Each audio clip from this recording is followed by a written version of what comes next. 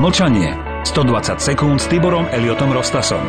V súčasnosti má armáda Spojených štátov viac ako 1000 vojenských základní roztrúsených v takmer 100 krajín. John Tierman, hlavný vedecký pracovník a výkonný riaditeľ amerického MIT Centra pre medzinárodné štúdie vo svojej knihe Smrť tých druhých, uvádza, že v amerických inváziách len v Kórei, Vietname a Iraku zahynulo 6 až 7 miliónov obetí. Drvivá väčšina z nich boli civilisti, teda aj bezbranné ženy a deti. Tierman konštatuje, že samotní Američania v mnohých prípadoch vôbec netušili o skutočnej povahe týchto invázií a pod vplyvom zmanipulovaného mediálneho obrazu nadobúdali dojem, že ich krajina vedie dobré a spravodlivé vojny. Tierman tak odhaľuje skutočný pôvod narastajúcej masívnej vlny antiamerikanizmu, ktorej dôsledky sa z roka na rok stupňujú.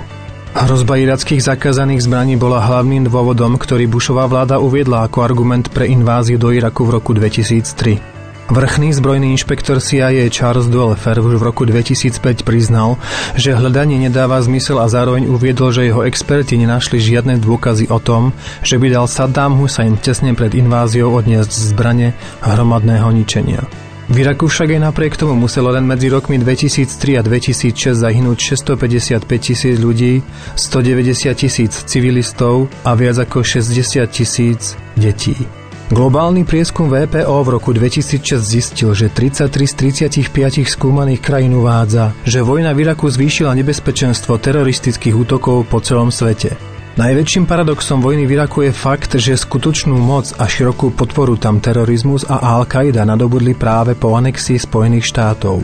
Nedávno na svet prenikli šokujúce dokumenty s výpovedou bývalého amerického generála vrchného veliteľstva spojeneckých síl v Európe Wesley Clarka. Uviedol v nich, že už niekoľko týždňov po septembrových udalostiach boli v Pentagone naplánované útoky na 7 krajín v priebehu 5 rokov v poradí Sýria, Libanon, Líbia, Somálsko, Sudán a Irán.